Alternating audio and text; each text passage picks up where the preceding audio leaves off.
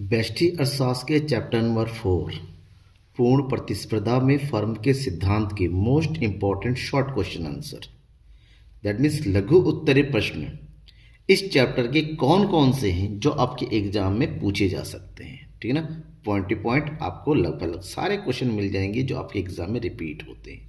बने रहिएगा। पहला क्वेश्चन, कुल आगम, औसत आगम, सीमांत आगम को स्पष्ट कीजिए। वैसे ये क्वेश्चन अलग अलग भी पूछा जा सकता है, जैसे कुल आगम की अवधारणाओं को स्पष्ट कीजिए, औसत आगम क्या है, या सीमांत आगम की अवधारणाओं को स्पष्ट कीजिए। लेकिन यहाँ पर मैंने आपको कंबाइन दे रखा है, तीनों के अर्थ को बताना है कि कुल आगम, जिसको इंग्लिश में बोलते हैं टोटल रेवेन्यू, किसे बोलते हैं? किसी वस्तु की सभी इकाइयों की बिक्री से उत्पादक को जो आय प्राप्त होती है उसे कुल आगम कहते हैं। यहाँ पर कुल आगम का फार्मूला दे रखा होता है, लिखना है आपको कि कुल आगम बराबर वस्तु की बेची गई इकाइयाँ गुणा प्रति इकाई कीमत। ठीक है ना, जितनी भी इकाइयाँ बेचते हैं उसकी कीमत से मल्टीप्लाई कर देना। दैट मीन्स शॉर्टकट में T R equal to Q multiply by P, ये कुल आगम का होता है। सेकेंड, औसत आगम, वस्तु की प्रति इकाई कीमत को औसत आगम कहते हैं, या फिर कुल आगम को वस्तु की बेची गई इकाइयों से भाग करके, ठीक है ना, डिवाइड करके हमें जो राशि प्राप्त होती है उसे औसत आगम कहते हैं। इसका मतलब ये हुआ कि ए आर बराबर T R divided by Q. ध्यान में रखिएगा, वस्तु की जो कीमत होती है ना, जो प्राइस होती है, उसी कीमत को हम औसत आगम यानी कि ए आर के नाम से जानते हैं। ठीक है, समझ में आ गया। नेक्स्ट, सीमांत आगम किसे कहते हैं? उत्पादन की एक अतिरिक्त इकाई को बेचने से कुल आगम यानी कि टीआर में जो वृद्धि होती है उसे फर्म की सीमांत आगम कहते हैं। जैसे जितना भी आप बेच रहे हैं उससे एक कम या एक ज़्यादा इकाई के बेचने से आपके कुल आगम यानी कि टीआर में जो भी चेंज आएगा वही चेंज आपका सीमांत आगम कहलाता है। यहाँ पर सीमांत आगम को कैलकुलेट करने के लिए आप फार्मूला दे सकते हैं, M R equal to T R N minus T R N minus one, यानी कि जिस इकाई का सीमांत आगम कैलकुलेट करना है उससे ठीक ऊपर वाले कुल आगम को उससे ठीक ऊपर वाले कुल आगम माइनस कर देना है। ठीक है, ये तीनों का कॉन्सेप्ट हो गया।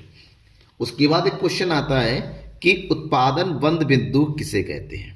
उत्पादन बंद बिंदु, ठीक ना, कट इवन पॉइंट इसको बोला जाता है।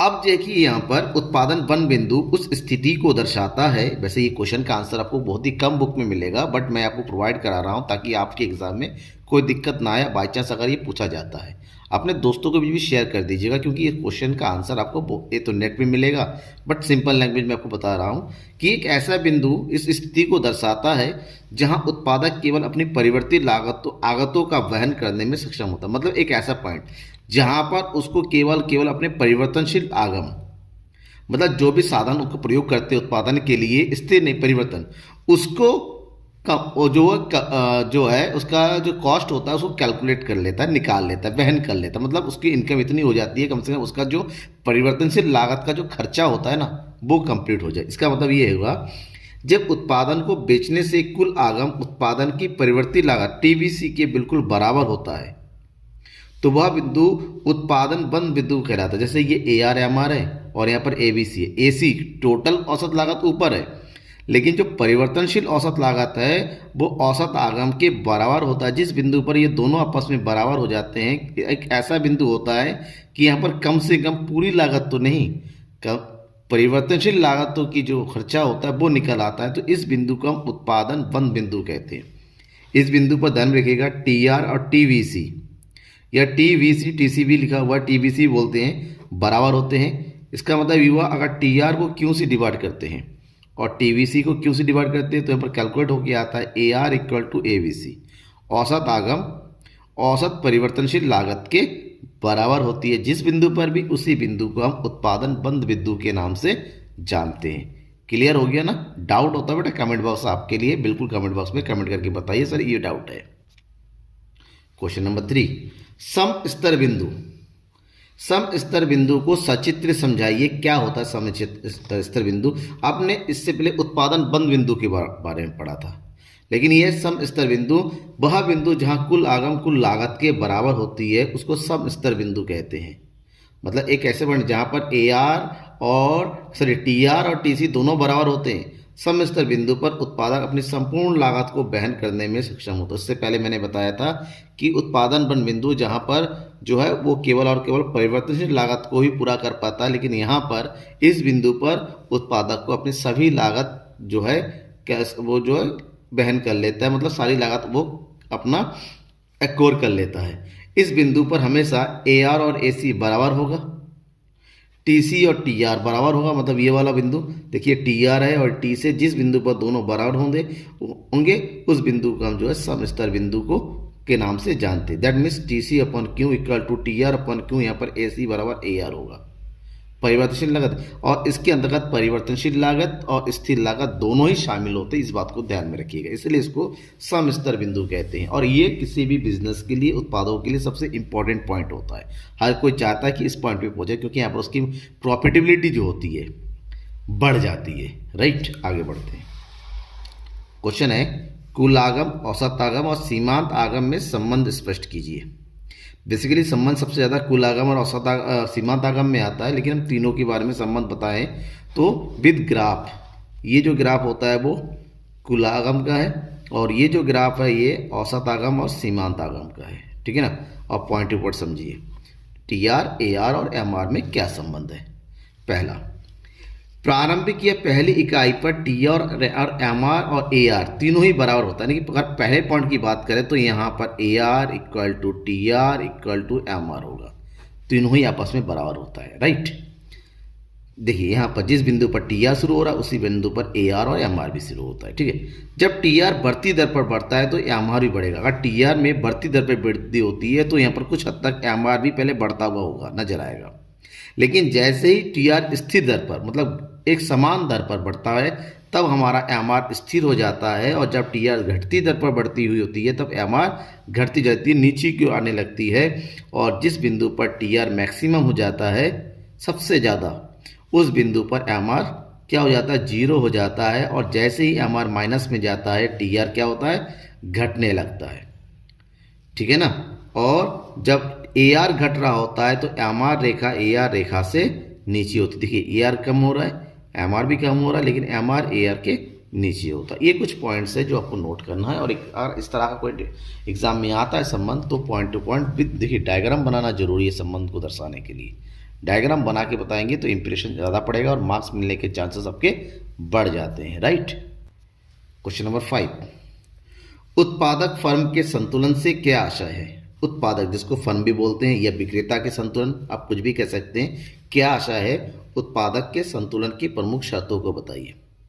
देखिए, उत्पादक और फर्म उस समय संतुलन की स्थिति में होती है जब वह अपने वर्तमान उत्पादन की मात्रा से संतुष्ट होती है, कि जितना वो उत्पादन कर रहा है उससे उसको पर्याप्त लाभ की प्राप्ति हो रही है, उसकी जो है लागत वो कम से कम हो रहे हैं। अगर वो संतुष्ट होता जाता है इस बात को, तो हम कहेंगे उत्पादक संतुलन में है।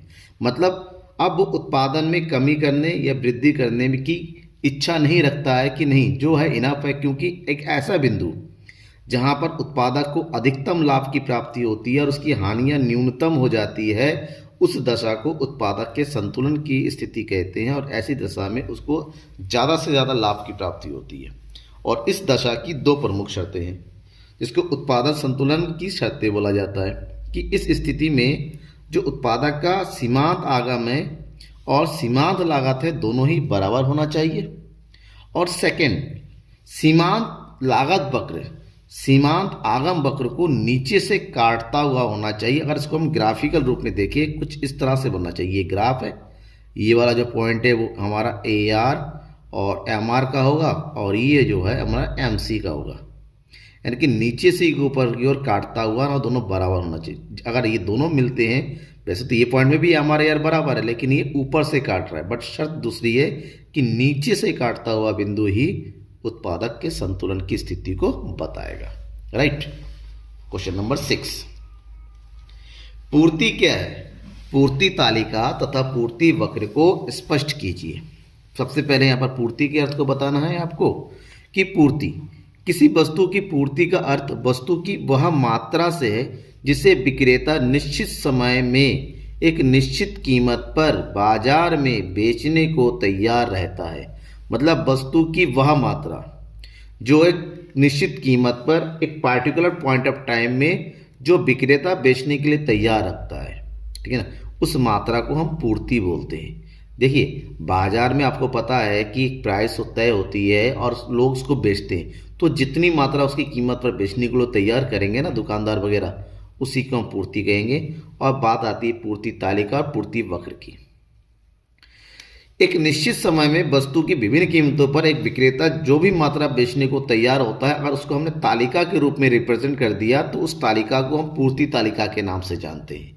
और जब उसी पूर्ति तालिका को वक्र के रूप में यानी कि डायग्रामिक वे में हम रिप्रेजेंट करेंगे तो उसे पूर्ति वक्र कहेंगे। जैसे ये वस्तु की विभिन्न कीमत है एक ही वस्तु की, और उस कीमत पर ये बेची जाने वाली मात्रा है, तो इसको जो हम क्या बोलेंगे, पूर्ति तालिका बोलेंगे।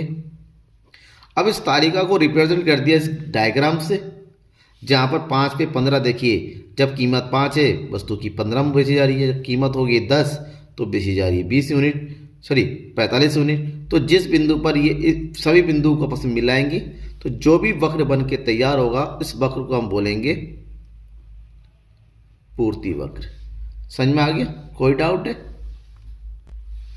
नेक्स्ट क्वेश्चन देखिए बेटा, शेयर जरूर कर दीजिएगा अपने दोस्तों के बीच में, ठीक है ना, क्योंकि आपके एग्जाम आ गए हैं और कंप्लीट तैयारी की जरूरत है। मैं जल्दी ही रिवीजन सीरीज शुरू करने वाला हूं।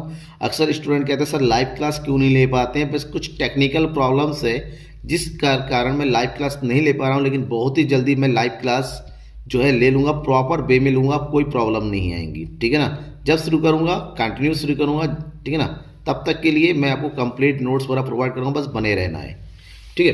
तो क्वेश्चन नंबर 7, वस्तु की पूर्ति को प्रभावित करने वाले प्रमुख कारक कौन कौन से हैं? ऐसे कौन कौन से चीज़ें हैं जो वस्तु की पूर्ति को प्रभावित करती हैं? पूर्ति मतलब जानती हैं ना, विभिन्न कीमतों पर बेची जाने वाली मात्रा। तो वो बेची जाने वाली मात्रा किन किन चीज़ों से प्रभावित होती हैं? तो कुछ पॉइंट दे रखे हैं, क्योंकि शॉर्ट में है तो मैंने यहाँ पर कम पॉइंट आपको दे रखे हैं, लॉन्ग में आता है तो ज़्यादा लिख सकते हैं। तो पहला, वस्तु की कीमत। किसी भी वस्तु की पूर्ति को सबसे पहले उसकी कीमत ही प्रभावित करती है। वस्तु की कीमत जितनी ज़्यादा होगी पूर्ति की मात्रा भी उतनी ज़्यादा होगी, लेकिन जैसे ही वस्तु की कीमत कम होती है पूर्ति की मात्रा भी ऑटोमेटिक कम हो जाती है। पॉइंट नंबर 2, संबंधित वस्तु की कीमतें। संबंधित मतलब ऐसी वस्तुएं जिनका प्रभाव जो है वस्तु की पूर्ति पर पड़ता है, या फिर वो एक दूसरे के बदले प्रयोग होता है या एक दूसरे के साथ प्रयोग होता है। तो यदि एक वस्तु की कीमत में वृद्धि हो जाती है तो उत्पादक प्रतिस्थापन वस्तु की पूर्ति अधिक मात्रा में शुरू कर दे। क्यों? एक की वृद्धि हो रही तो प्रतिस्थापन वस्तु का विक्रय बढ़ेगा, तो ऐसे में वस्तु की पूर्ति प्रभावित होती है। उत्पादन साधनों की कीमतें। अगर किसी वस्तु के उत्पादन के विभिन्न साधनों की कीमतों में कमी होती है तो उत्पादक की वस्तु के उत्पादन की लागत जो होती है वो भी कम हो जाती है, और उत्पादन की जो लागत कम होने से सीधा असर उसके लाभ पर पड़ता है। अब उत्पादक को अधिक लाभ प्राप्त होगा। अगर उत्पादक को अधिक लाभ प्राप्ति होती है तो जाहिर सी बात है वो वस्तु की पूर्ति बढ़ा देगा अधिक से अधिक लाभ लेने के लिए। नेक्स्ट, उत्पादों का उद्देश्य। अब उत्पादों का उद्देश्य क्या है उत्पादन का, इस बात पर भी पूर्ति निर्भर करती है। उत्पादक अधिक लाभ कमाना चाहता है या समाज के हित के लिए उत्पादन करना चाहता है। अगर समाज के हित के लिए उत्पादन करना चाहता है तो वस्तु पर लाभ की मात्रा को कम करना पड़ेगा, वस्तु की पूर्ति बढ़ाना पड़ेगा, ठीक है ना। तो ये उद्देश्य है उत्पादक का, कि उत्पादक का उद्देश्य क्या है, उसी अकॉर्डिंग पूर्ति होती रहती है, ठीक है। क्वेश्चन नंबर 8 बहुत ही ज़्यादा इंपॉर्टेंट क्वेश्चन है कि पूर्ति के नियम की व्याख्या कीजिए। पूर्ति के नियम को सचित्र स्पष्ट कीजिए। पूर्ति के नियम से आप क्या समझते हैं, चित्र सहित बताइए। कुछ भी हो सकता है बट पूर्ति का नियम तो पूर्ति का नियम है। पूर्ति के नियम का आंसर देना है तो सबसे पहले इसका अर्थ बताइए, फिर इसकी डेफिनेशन दीजिए, डायग्राम दीजिए, आपको कंप्लीट हो जाएगा। ये क्वेश्चन 3 मार्क्स में, 4 मार्क्स में एग्जाम में पूछा जाता है, 1 मार्क्स में आता है, ओनली डेफिनेशन लेके छोड़ दीजिए। तो आंसर क्या लिखेंगे इसका? पूर्ति का नियम वस्तु की कीमत और बिक्री के हेतु बाजार में उपलब्ध मात्रा के बीच के संबंध को स्पष्ट करता है कि उसकी कीमत के बढ़ने से मात्रा में क्या प्रभाव पड़ेगा, इस बात को बताता है।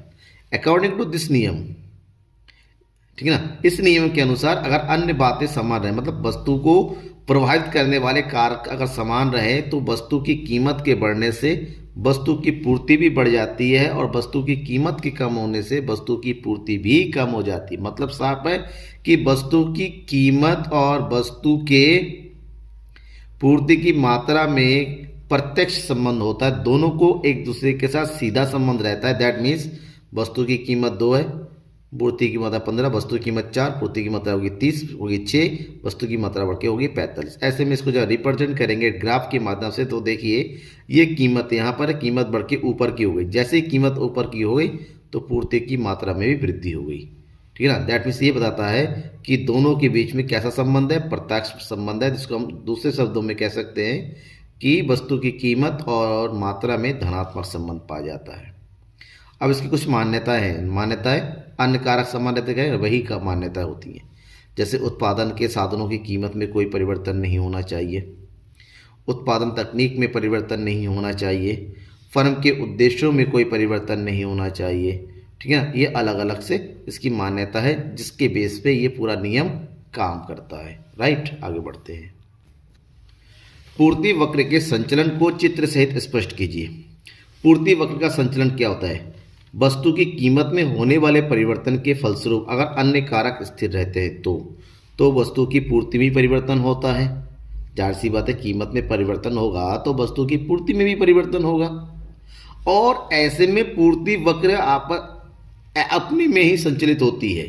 तो ये जो संचलन होता है ना, वो दो प्रकार से होता है। ठीक है ना। पूर्ति वक्र संचलन मतलब वक्र वही रहता है, ऊपर नीचे हो जाता है। जिसमें पहला है पूर्ति का विस्तार। इसमें अन्य कारक स्थिर हो, मतलब पूर्ति को प्रभावित करने वाले जितने भी कारक है कीमत को छोड़ के अगर वो स्थिर हो तो उसमें कोई परिवर्तन नहीं होता है, तो कीमत में होने वाली वृद्धि से पूर्ति की मात्रा में भी बढ़ जाती है। और जब पूर्ति की मात्रा बढ़ती है तो ऐसे में पूर्ति वक्र ऊपर की ओर संचलित होती है। देखिए, जैसे पहले वस्तु की कीमत थी 10 रुपये और पूर्ति हो रही थी उसकी 50 यूनिट की। अब वस्तु की कीमत बढ़ गई तो पूर्ति की मात्रा भी बढ़ गई। ऐसे कीमत वक्र जहाँ था वो वहीं पर है, लेकिन वो ऊपर की ओर संचलित हो गया। मतलब जो ग्राफ है वो एक ही है, ग्राफ में कोई चेंज नहीं आया, बस पोजीशन बदल गया। नीचे था, नीचे से ऊपर की ओर खिसक जाता गया है, इसीलिए इसको पूर्ति का विस्तार कहते हैं और यहाँ पर ऊपर की ओर संचलित हुआ है। सेकंड है पूर्ति का संकुचन। वही सेम अन्य कारक स्थिर हो और वस्तु की कीमत में अगर कमी होती है तो ऐसी स्थिति में पूर्ति भी कम हो जाती है। और जब पूर्ति में कमी होती है तो पूर्ति वक्र नीचे क्यों रह जाता है? जैसे वस्तु की कीमत है 10 और उसमें पूर्ति हो रही है क्वांटिटी 50, वस्तु की कीमत घट के होगी 7 तो ग्राफ नीचे आ गया। तो ऐसे में पूर्ति की भी मात्रा ऊपर से नीचे की ओर आ गई। इस स्थिति को जो है पूर्ति का संकुचन कहते हैं। समझ में आ गया। अगला क्वेश्चन है कि पूर्ति के विस्तार तथा पूर्ति में वृद्धि के अंतर को स्पष्ट कीजिए। आपको अंतर बताना है। ठीक है, तो अंतर की बात करें, पूर्ति की विस्तार तथा पूर्ति में वृद्धि में अंतर। एक तरफ है पूर्ति का विस्तार, दूसरी तरफ पूर्ति में वृद्धि। सबसे पहले दोनों का अर्थ लिखते हैं। पूर्ति का विस्तार, इसका अर्थ है वस्तु की ऊंची कीमत पर उसकी अधिक पूर्ति होना, जबकि वृद्धि का मतलब होता है वस्तु की कीमत वही रहती है लेकिन उसके बावजूद भी पूर्ति का बढ़ जाना। ठीक है ना, उसे पूर्ति में वृद्धि कहते हैं। यहाँ पर अन्य कारक स्थिर रहते हैं जबकि वस्तु की कीमत में वृद्धि होती है, जबकि पूर्ति में वस्तु की कीमत स्थिर रहती है, उसके अन्य कारकों में परिवर्तन होता है। समझ में आ गया। और लास्ट पॉइंट इसका ग्राफ बना के देखिए। पूर्ति की विस्तार में पूर्ति जो होती है उसी ग्राफ में ऊपर की ओर संचलित होता है, जहाँ पर यहाँ पर ग्राफ अपनी जगह छोड़ के आगे की ओर बदल जाता है। इसको बोलते हैं ग्राफ का खिसकाव, पूर्ति वक्र का खिसकाव। इसको बोलते हैं पूर्ति वक्र का संचलन। Okay, next question number 11।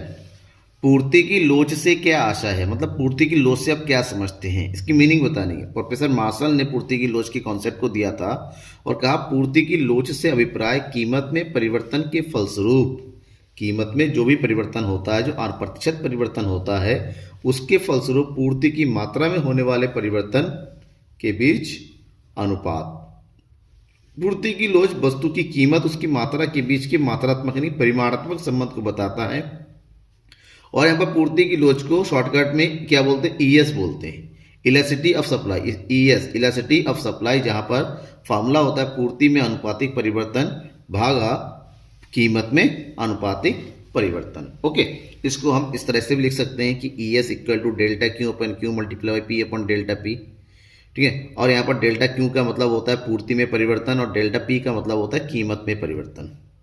और ये है मूल पूर्ति और मूल कीमत। अब इससे रिलेटेड एक क्वेश्चन, न्यूमेरिकल क्वेश्चन आ सकता है कि जब एक वस्तु की कीमत ₹4 प्रति इकाई से बढ़कर ₹5 प्रति इकाई होती है तो पूर्ति 60 इकाई से बढ़कर 90 इकाई हो जाती है। कीमत में वृद्धि हुई तो पूर्ति की मात्रा भी बढ़ गई।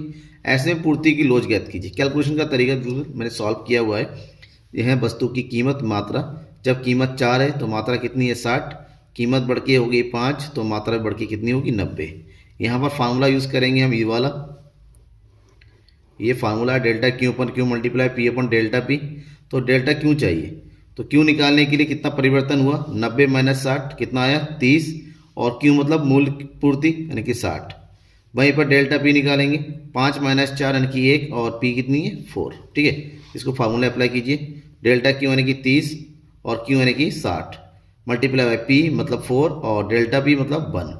कैलकुलेट करेंगे 0 से 0 कट गया और ये बचा 3 और 6, 4 3 12 और इतने से 6 से 12 को भाग करेंगे कितना आएगा 2, यानी कि जो पूर्ति है ई एस इक्वल टू कितना आ गया 2। This one our answer.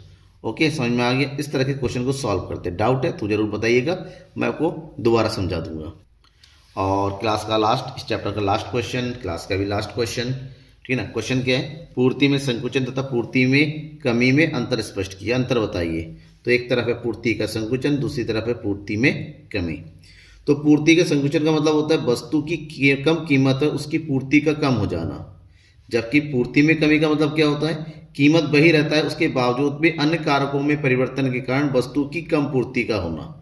ठीक है, यहाँ पर वस्तु के अन्य घटक स्थिर रहते हैं, केवल कीमत में कमी होती है। यहाँ पर कीमत में कोई परिवर्तन नहीं होता लेकिन अन्य घटकों के कारण पूर्ति में कमी हो जाती है। ठीक है, इस स्थिति में कीमत जब पूर्ति वक्र जो है ऊपर से खिसक संचलित होकर नीचे की ओर आ जाता है, ये ठीक है ना, क्योंकि कीमत में कमी होती है, मात्रा में भी कमी होती है।